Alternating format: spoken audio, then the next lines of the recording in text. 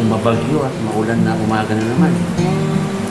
Akala ko hindi na uulan, hindi na magbabagyo. Ganda na ng panahon ng mga nakaraan. May araw na ngayon.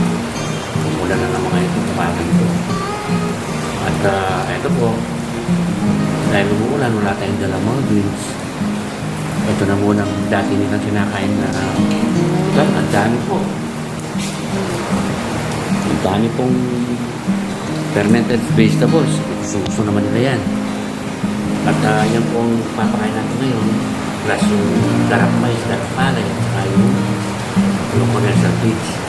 Kasi po, mag-aano na tayo.